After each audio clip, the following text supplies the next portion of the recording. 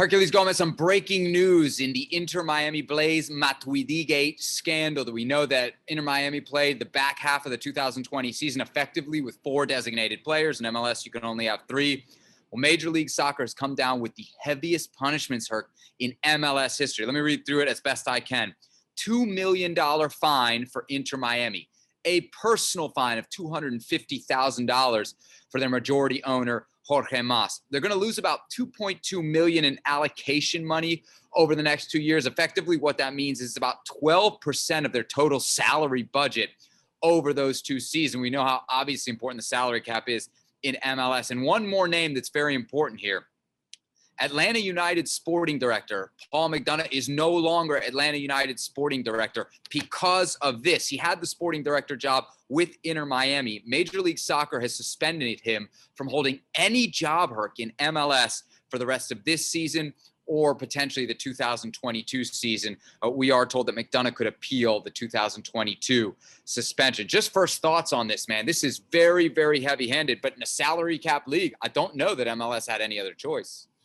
No other choice. Let me start off by saying great reporting by our Jeff Carlisle, who was first on hand with this amazing stuff. MLS grew a backbone, finally.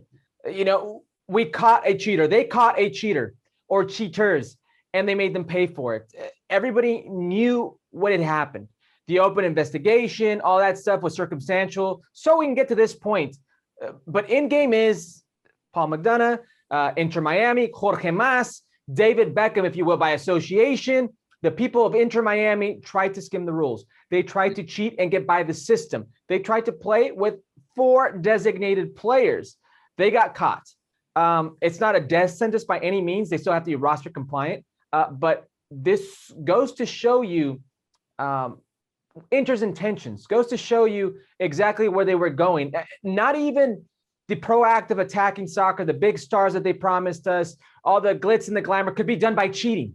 They couldn't even do it that way. It's a monumental moment in my eyes for what is Major League Soccer and taking a stand for what many thought had gone on for a long time within Major League Soccer. We'd always heard these rumors, these if you will, things that happened back in the day with trying to get players here and the skimming of the rules, if you will. Well, those were just rumors. This actually happened and they were caught. Yeah, I think it's very interesting because you can't overstate the importance of this being a salary cap league. Everybody comes into the middle. Everybody shake hands. We're going to play by the same rules. Inter Miami, in theory, had a huge advantage in 2020 if we assume that everybody else, of course, is playing by the rules. And my first thought is, and I know that we're an expansion team, what if they actually would have won something? What if they would have won MLS's back tournament or even bigger, MLS's Cup? What if they were representing Major League Soccer in a tournament like CONCACAF Champions League as a result of what they've done? And to that extent, I almost feel like, sorry, these penalties may not be strict enough. And here's what I mean. Sure, you hurt them for the next 2 years. 12% of your salary budget is not insignificant. But if I'm another team in MLS, I don't know that I can trust these guys. I feel like you almost had to give them the death sentence. Not, of course, ban the team from the league, but for 1 season, say, hey, you cheated so bad in 1 season. For 2021, you got no playoffs. I feel like they kind of let him get away with this here.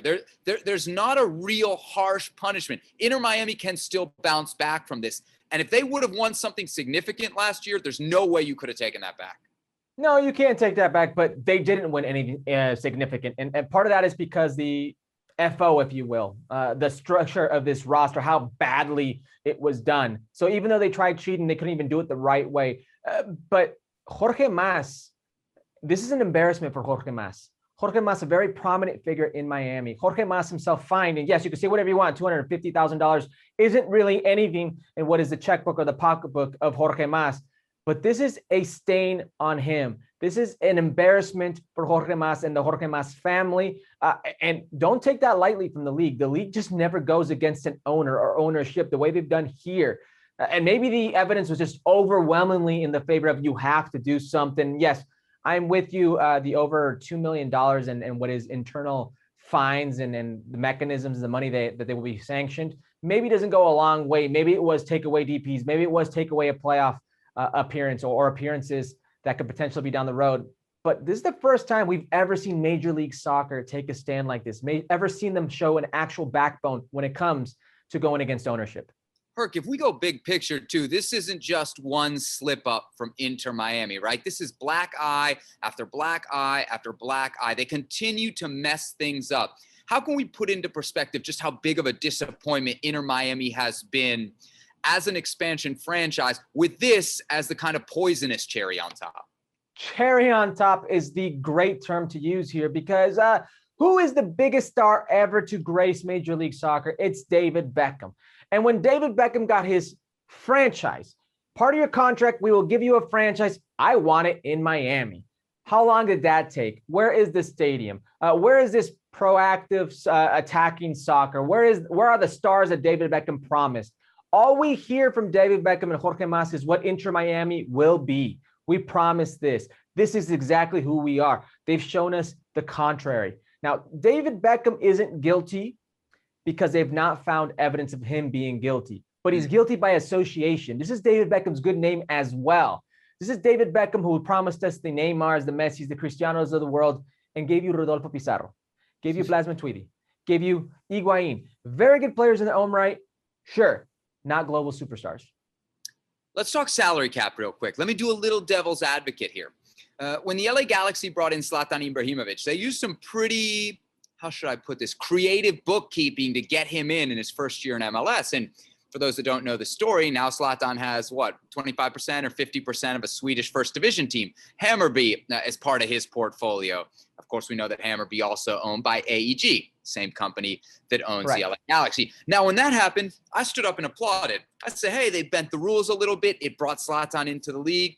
At some point, if so many people hate the salary cap, and you do hear that quite a bit from MLS fans, don't we owe at least a little bit of credit to Inter Miami here for pushing the envelope? Did you really push the envelope, or did you just try to skim the rules the easiest way possible? The Galaxy got creative with it multiple times. They got creative with it when it was David Beckham. They got creative with it when it was Zlatan Ibrahimovic. For you not to try to go down the same route, the same road, and say, you know what, this is a way we can potentially do it and be safe about it?